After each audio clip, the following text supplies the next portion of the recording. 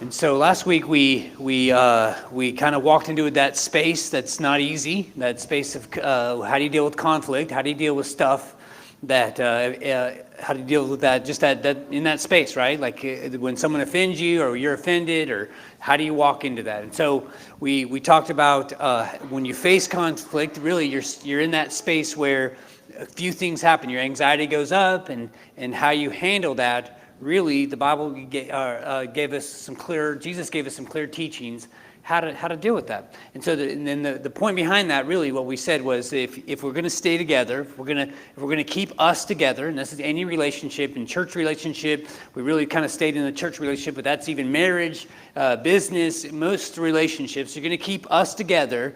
You got to deal with the stuff that pulls you apart. You got to step into that space and deal with it. Well, how we handle that, usually when there's a problem, we talked about how we either fight, and if you're a fighter, if you're someone that just looks for a fight, man, you're looking for an opportunity to be right or to show that you're right. Like, you love those kind of spaces to prove how awesome you are. And so that's one side. Or you fly, right? You flight, you get those situations and you're like, nope, not me. And then you go to the next situation or place, and you're really, the heart behind that, really, you're looking for where the pastures, it's always green on the other side. Well, there's a lot of conflict here, and I'm going to go. What you can do is you create places where you never resolve issues in your life. Then the next one was freeze, that place where someone confronts you, or there's a situation and you're not hot or cold. You just kind of go cold. It is cold, but you're not really going to be in the fight. You're going to say, you're like, I'm not part of it, when you really are part of it, because you're part of the family. But again, if you're going to deal with those issues, you got to. If you're going to do that, we really concluded that if you're going to stick together, you're going to keep us together. You got to deal with what pulls you apart. And so today, and then Jesus gave us some clear teachings in how to procedurally handle conflict. He says, if a brother offends you, and this is chapter 5 through verse 20, or verse 5 through 20, chapter 18, verses 15 through 20, it really gives a clear, basically, plan or procedure or policy, any way you want to say it, how to handle conflict. He says, if a brother offends you or sins against you, go to him alone.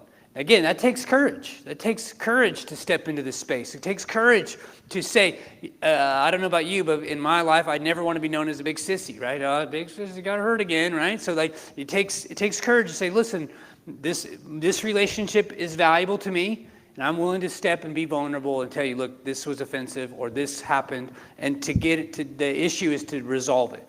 It also takes courage to listen to that. It takes courage to be willing to handle it. And again, the Bible says, and many times when we step into these places, you're like, they're never going to listen to me. The procedure is just as important, even if they don't listen to you. So what you do is, someone offends you, you go to them, then the next step was you get someone else, get some other people into the conversation. And the purpose is to resolve it, is to make it right. And then if that still doesn't work, you go through the church, through the leadership of the church. And the issue there was that the church has authority. Jesus gave the church authority to handle these areas. And he says, hey, if anything's done in my name, it's established. And so there is authority within there and accountability in the way we handle our relationship with each other.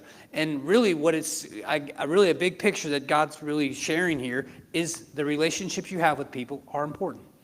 They really are important. And how we handle these things are really important. Then we go to verse 21, at the same chapter.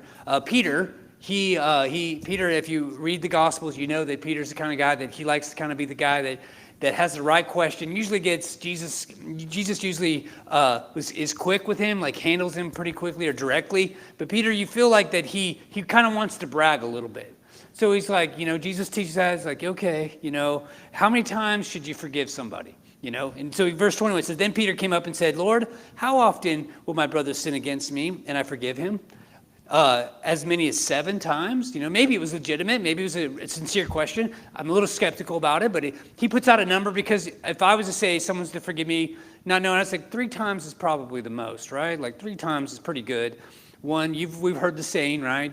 Fool me once, shame on you, right? Like we've heard that statement. But the idea is, so Peter's like 7 times, thinking like I'm really stepping out there 7 times. 7 times someone hurts me, 7 times someone comes to me, and the same issue, I'm forgiven again. Like there's a point, right? And Jesus says, no, He goes on. Jesus said to him, he says, do not say 7 times, but 70 times 7. Or he said 77 times. Another translation says 7 times 70. So the idea is really an infinite amount of times someone comes to offend you, Jesus says you're to forgive. You're to forgive. You're to actually forgive them. And so as we think through this, Jesus gave us the policy, the procedure. Now, how does that filter into our lives? This is not easy. It's not easy to step into that space. It's not easy to handle these kind of conflicts. It's not easy because it goes against our own nature of hiding and fleeing or fighting. It goes against what we naturally want to do or how we've handled situations in the past. And so he says we're to face these. And so what our solution wasn't to go fight or fly or freeze. It was to face. And that's what Jesus gave us. He says, come face to face with the intention to restore the relationship and get back to the mission and considering the church to be on mission for the gospel. And so that's really what the heart. So Peter says these things, and then Jesus gives an illustration. He really gives a picture of what it means to forgive and how we as God's people are to handle that. How are we to forgive? What is the expectation for us? And so he gives a very clear parable of how we're to handle this. In verse 23, he says, therefore, the kingdom of heaven may be compared to the king who wishes to settle his accounts with his servants. So as we walk through this, we'll just kind of make some commentary as we walk through. So this king is there, and he's going through his books, and he's like, okay, it's time to make some things right. I need to pay the bills. I want to get paid. I want to get these things settled. So he works through that. Verse 24, when he began to settle, one was brought to him who owed him 10,000 talents. So like that number really doesn't really mean anything to us, but it would be equivalent to like millions, if not billions of dollars. Like it's an unpayable amount considerably. It was incredible. Like a king could maybe pay that. So it was an incredible amount that, number one, that the servant got that much debt accrued, right? That's pretty impressive. But also the amount was just like, it was unpayable. That's really what he's illustrating. It's an incredible amount. And then verse 25, and since he could not pay, his master ordered him to be sold with his wife and children and all that he had. So indentured servanthood was very common in those days. And so if a person couldn't pay their bills, they became slaves, and they would now own all their money and income. And it wouldn't just be them, it'd be their children and grandchildren until the debt was paid. So it was a forever debt, and it would be paid for generations. And so this was an incredible amount of money, a incredible amount of debt. And so this is what he had. And so how did the guy respond? Verse 26, so the servant fell on his knees. He humbled himself, imploring, have patience with me. I will pay you everything. And out of the pity for him, the master of the servant released him and forgave him his debt. So the king was a righteous man. He was a man that hurt his people. He was a man that loved people, a man that cared about his servants, and very gracious and very generous, and he was willing to blot out this transgression, this debt. He was willing to forgive it. So he would go back to his books maybe a month later, and he'd be like, nope, that thing has been paid. It's taken care of. It's off the books. It's no longer an issue between us. And so what a merciful and gracious king, really. And so that's really what Jesus is highlighting here. And so you would think, so if we were just to stop there and we weren't to read on, you'd think that forgiven servant would be like, he'd be like Oprah Winfrey, right? Just giving everybody forgiveness on everything, right?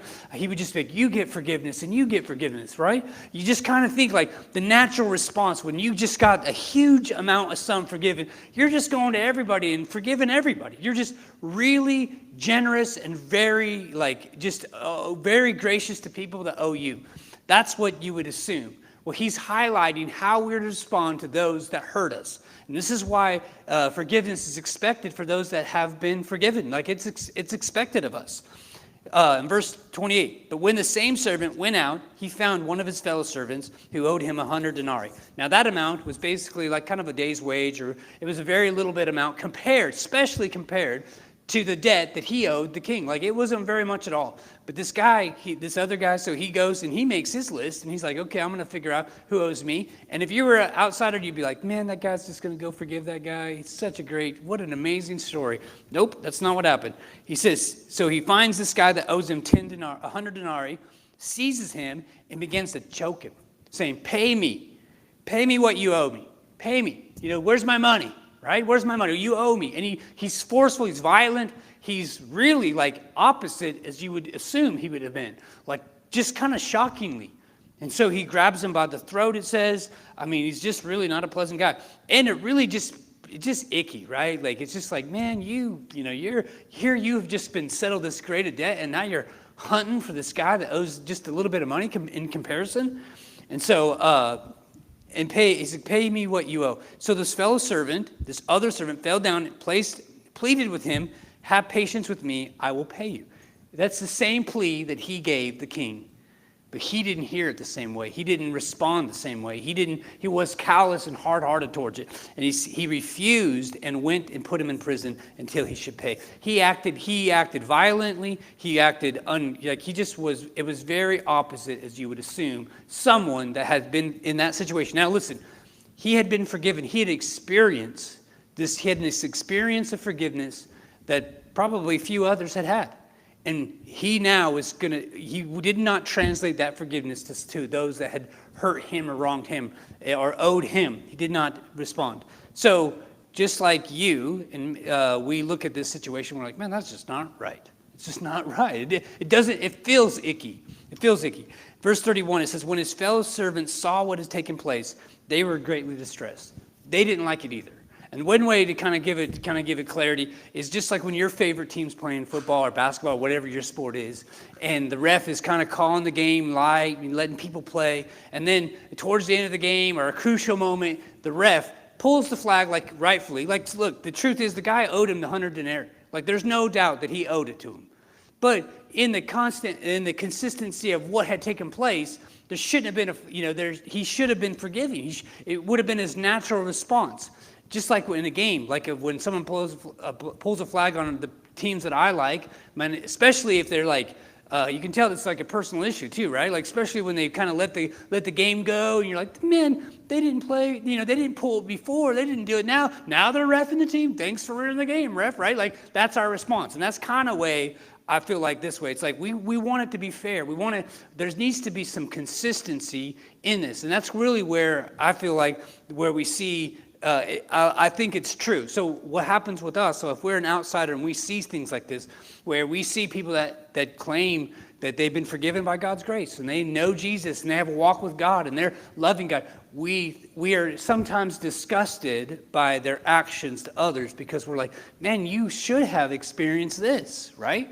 And I don't think it's wrong to view that. Like there should come a responsibility for someone that's had a great debt forgiven. Verse 32, the master summoned him, so he hears about it. So it said they took place, and then they reported to their master what had taken place. It just wasn't right. Just wasn't right. And so then the master was summoned to him and said to him, you wicked servant. You wicked servant. Because the truth is the master absolutely knows. The king knew. The king knew what he knew what he'd forgiven him. He knew what was at stake here. And so he's like, I forgave you the debt because you pleaded with me, and should not you have had mercy on your fellow servant as I had mercy on you? And in anger, the master delivered him to the jailers until he would pay all his debt. So then Jesus sums this up, and he sums his teachings up, and he gives some clarity of how this applies to us. He says, so my heavenly Father will do to every one of you if you do not forgive your brothers from the heart. And so what he does is he puts heavy importance on how we handle our personal relationships. So the relationships we have with other people truly matter to God. They truly matter to God, and they affect your relationship with God. And I think sometimes we forget that. Like we can say we love God, but if we don't love our brothers and sisters, and we don't willing to deal or be forgiving or gracious, like there is something wrong there, and it does affect your relationship. There's many verses that talk about this, a couple of them. And so as we think of our forgiving our debts, forgiving others is expected to those who have experienced forgiveness. If you've experienced forgiveness, it's expected. It really is. I see it in my own life. Like, so what happens to me is people will hurt me or wrong me or do something where I think, man, those people, and I'm hurt. I'm really wounded. And I go, and I'm like, well, vengeance, right? Or I want to settle this. I want to get her. But then what happens to me is I start to think. Again, it takes time. It doesn't happen instantly. But usually there's some season, especially if I'm consistent in my time with the Lord and just that space, I start to be reminded how many times God has been gracious to me. It really happens a lot when I'm like parenting. Like I'll do something with my kids and then I think, man, or I'm harsh to them and I'm like, I did the same thing happened to me and I asked God to forgive me, or you know what I mean? It just really began to let the gospel speak to my heart in that. And I realized that I'm responsible to forgive. I'm expected. Here, this is why. He says, be kind to one another, tenderhearted, forgiving one another, as God in Christ forgave you. Because you know Christ, because you have a relationship with God, because you and the King know what he paid for your salvation. He knows what your relationship means. He paid for it. Like, because he has that relationship, the response is to be forgiving. He's like, be kind to one another, tenderhearted, forgiving one another, as God in Christ forgave you. Colossians 3:13 says this, bearing one another, and if any of you complain against another, has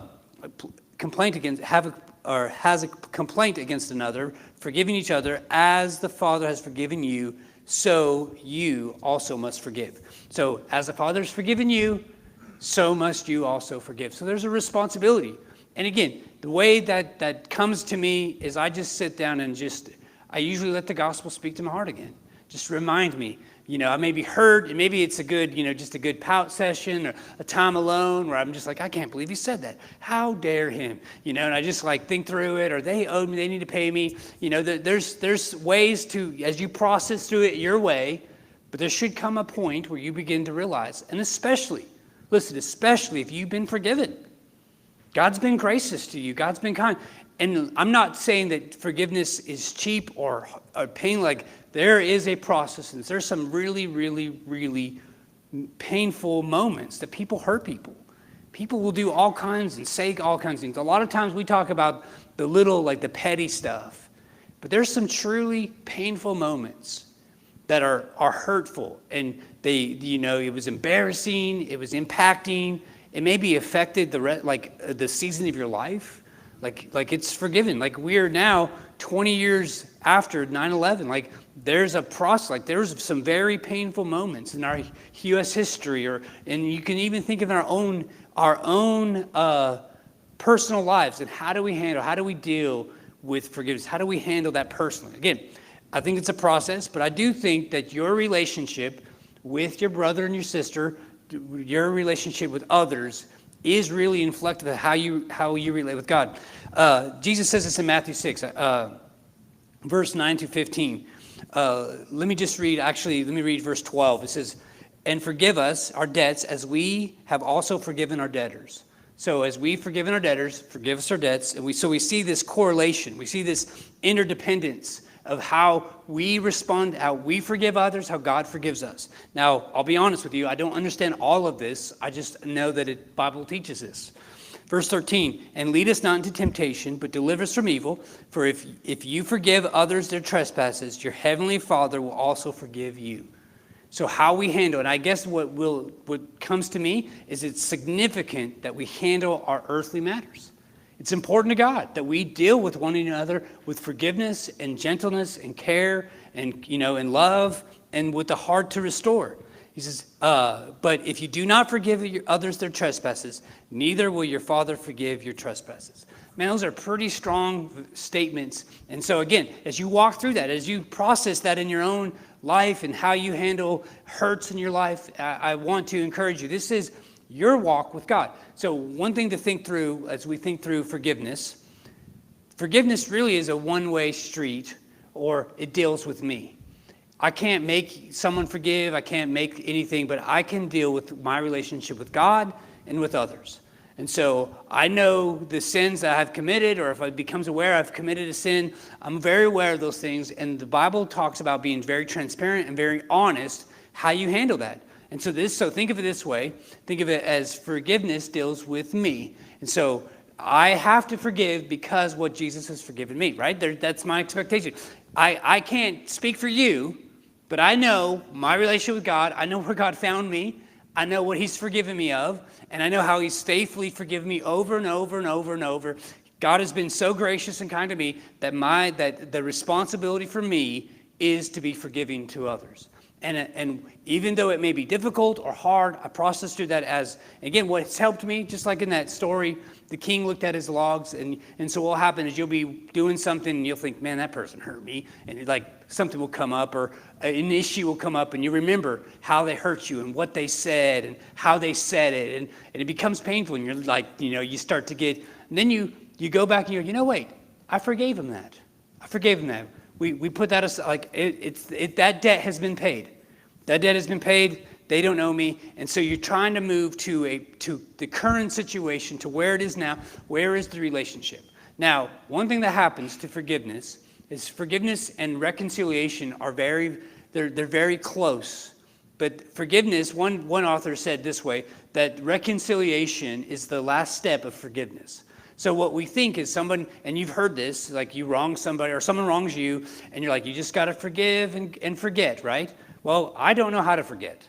What I do know how to do is go back to the hurt and be like, nope, it's been blotted out. We dealt with it. So it'd be like if the electric bill came and they said, nope, it's been paid in full. You'd be like, what? Right? Someone's forgiven that debt. Like it's gone. It's no longer on the books. It's not going to come up later on in your taxes. It's just off the record. That's how it's no longer, we dealt with that. So you take it off the regular. Now, how we handle these interpersonal relationships is how we deal with reconciliation. How do we handle it? So reconciliation is different because forgiveness works with me. I'm expected to be forgiveness. But reconciliation works with we. It's two people. It's a two-way street. So I cannot reconcile with people that do not want to be reconciled with. There are certain issues and probably some things some health issue or healthy relationship issues that there's certain people that I don't need to reconcile fully to this degree. I think one thing, maybe it's my own picture. A lot of times when people say forgiveness, you get this idea or this impression that it's like you two on a tandem bike together, throwing the ball again, you're all back to what it used to be. Listen, when sin or something happens, there is effects. So there is consequences. And some of those consequences are, the trust has been dissolved. Like it has to be rebuilt. And a lot of times it's harder because you got to go back to where the firm foundation is, where a solid place where you both are willing to build this together. Think if somebody has been caught in adultery or a very painful, like a marriage issues. Like a lot of times people will come and share to me, and I'm telling them, listen, if you really want to resolve this, you got to go way back to when you first met and start to pursue her or begin to resolve these issues way early on. Now, you got a lot of history in there, so there's a lot of unpacking, right? There's a lot of stuff that if you're going to reconcile that relationship, it's going to take a lot of work, a lot of energy, a lot of honesty, a lot of transparency, a lot. And a lot of us really don't want to put that much effort. Well, she just needs to forgive me, or he just needs to forgive me, or they just need to forgive me. Listen, if you had a business deal and someone stole $1 million from you, it would be hard to do business with them again, right? It would be hard. Like, I don't know if I'm going to do this again. Because why? Because you have a brain. You actually think through this. Like, so how do you do that? Well, there better be some explanation on their side of how they're going to handle the money. What areas are they? Do we have lawyers involved? Do we have some situation? How do we make sure that this doesn't happen again? Now, is it possible? Sure, but it's going to take two. So forgiveness. I have to forgive. Listen, you forgive, but doesn't mean I have to go in business with you again, right? Like I have. So this is what one guy, Tony Gaston, he says this. He says, I forgive, but I learn a lesson. I won't hate you, but I'll never get close enough for you to hurt me again. I can't let my forgiveness become foolishness. And I think there is a difference between just being foolish, like, well, I'm just going to. Now, there can be full restoration. There really can. It can be an even better relationship. But it's going to take two people moving the same direction, sitting at the same table, processing through this painful events that's happened, these hurts, these offenses. And so a couple things. The Bible says this in Amos 3:3 says, can two walk together except they be agreed? So in this idea of reconciliation, so forgiveness is expected from me because God has forgiven me. Reconciliation deals with us, so we got to agree.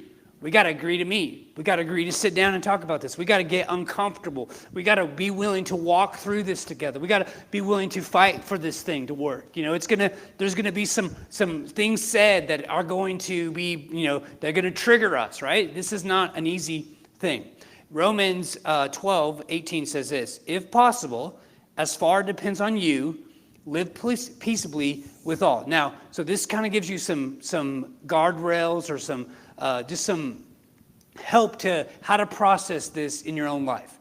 So for my relationships with others, my desire is just really this: if it's possible, as it depends on me, depends on you, try to be peaceful. Like peaceful may mean like, hey, professional, right? That may be another way to say it. I don't try to see him. I see him. So if there's someone that's hurt you and you see him at the grocery store or whatever, my normal tendency is ignore. I recognize them and I ignore them, right? Or it's just a friendly, I don't have to go BFF with them. We're not going to go get a tandem bike together. We don't have to go necessarily settle. Now again, maybe that's where the relationship is moving to. Maybe enough time has gone through. It's interesting too, is when something hurts you right away, it takes some time to process that. It takes some time on both sides. I love to think that I'm always the right person, but sometimes I'm not always the right person. And maybe that relationship is just for a season as well. I learned some things from this relationship, but now it's time to move on in those things. Now, as when it comes to marriage, obviously God has a high standard for that. But these are working relationships, family issues, church issues. These are kind of things that we're working through, that we're talking about really in generally. Now, they can apply through all kinds of relationships, but these gives you some parameters. Also, Galatians 6:10 says this: so then, as we have opportunity, let us do good to everyone, especially to those who are the household of faith. So again, as I'm walking through reconciliation, my heart is to be forgiving. And what you have to do is be honest. So a lot of times in my heart, I'll see somebody and I'll think I have forgiven them. I see them again and it's it shocks me. I'm like, I really don't like that person. And I really don't want to see them be successful. I don't want to see God's blessing. So what's God doing? He's revealing some more things about my heart. And it's a lot more deceitful than I like to pretend it is. And there's a lot more things in there.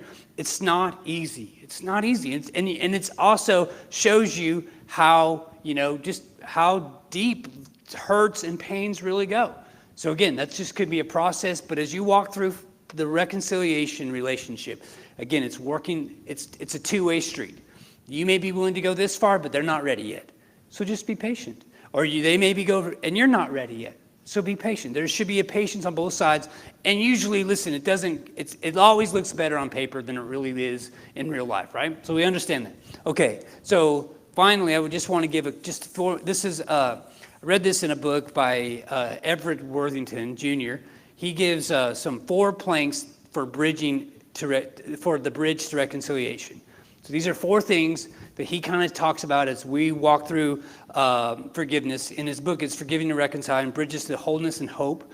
And so as he walks through this, he gives 4 things. First of all, he says we. So it's not a me. So you may say, I need to get this right. But if they're not ready, then they're not ready, right? So you want to be patient. So we decide whether, how, and when to reconcile. So we decide this. We walk through this. What does this look like? What does this relationship look like? Where do we want to go? What is our expectations? That's really helpful to really. A lot of times I'll write out, what do I want from this thing? What do I look for? And I really don't want, when it comes to an end, or I just want to try to do what's right. Again, my verse, if possible, as far as it depends on me, I want to be peaceful with as many people as I can. That's really my heart in most relationships. Sometimes it's not always possible. We discuss the past and present transgressions with a soft attitude. So we take these things gently. We don't absolute anything. We're beginning the process. We're walking down a very shaky road, I would say, because reconciliation, again, it also depends on the hurt, right? If it's impactful, if it's a generational hurt, it's going to take some time. It's going to take a season. If it's something that someone has done that really is criminal, Like it may take even more time, or it may never be fully what it was. But we discuss these things. And then we detoxify our poisonous past relationship. We have to be willing to deal with some of the stuff that's caused this thing. It needs to be honest and open. It needs to be transparent. And that's both parties. Like that's both all in the relationship. And then finally, 4, we devote ourselves to building up the relationship of mutual value. So now we're trying to build that thing. So you're redefining it, you're exploring what it looks like, and then you're building it up, really trying to resolve that. So again, all of this is said is so that you can know how to step into these things. Because listen, if you're going to keep this together, you got to deal with what pulls you apart. You got to deal with so you got to go to that space.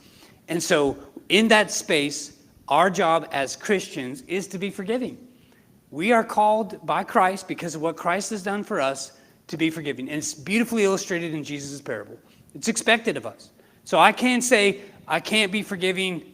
I may have to work through that, but I at some point need to come to a place where I can share and show my forgiveness, that I love them, that I hope the best of them. Now, how does that relationship go on from there? It's not just me. Forgiveness is me. Reconciliation is we. We have to sit at the table. We have to both be willing to humble ourselves. We have to work through that. So this message really, too, is really hopefully to free you, help you process your relationships, help you look through that, and really to, again, to mow the grass. Really, it's just mowing the grass. Because if we can deal with this stuff early on, hopefully you avoid many of the major issues. I think a lot of times I've seen marriages end or relationships, business. A lot of times if there was some accountability on it early on, or there was something set up where they began to really process through that. And again, those things take work and take vulnerability. And I would say to you this, as you walk in this space, it takes courage. It takes courage to deal with conflict. It takes courage to sit at the table, to try to listen to the other people. It takes courage when someone says, hey, you hurt my feelings. It's like, oh, really? You? Especially there's certain people that I seem to offend more often than others. And so I was like, you again? Why? Because my personality and their personality are growing each other. And the purpose really as a church is to bring us into unity, to bring us more like Christ. God is using these relationships. God values these relationships. And so I really encourage you, as you begin to think through, as you begin to process the relationships in your life, you begin to think, how are these relationships, is there hurt? Yeah, I'll sum it this way. There was one time, I was in junior high, and there was this girl that had special needs. She had some things, and I would tease her. Me and the other boys, we'd tease her, and we'd laugh, and this was years, so I hadn't seen her for years. She's passed away now, but this was, so I was in college, and she happened to I had gotten saved, I'd given my life to Christ, and she had come to that college that I was at, and I saw her, and I had just recently, it hadn't been very long, but before I met the Lord, and I saw her, and I knew I had to get right with her. I knew, because what I had said was hurtful, and it was funny for me, but it was hurtful and painful. And I remember going to her and humbling myself. Now again, our relationship, we weren't throwing the frisbee later, but you know what she said to me when I did this? When I was willing to step in that space, when I was willing to say, listen, I was a real jerk to you, and I really want to, and I even said, listen, I met the Lord. I gave my life to Christ, and I want to let you know that I am sorry for the things I've done. And she said, Shawn, that means so much to me, as she was crying. It meant so much. And it was just one of those things. Again, I felt like a big jerk, saying it, and I didn't want to do it. But that's that space. That's that courage to step in.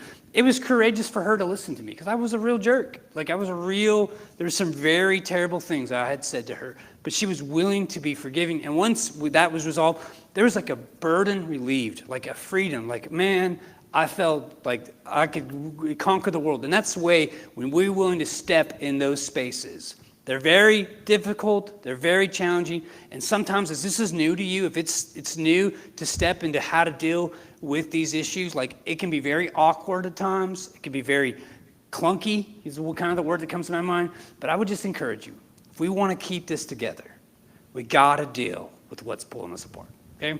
Let's pray.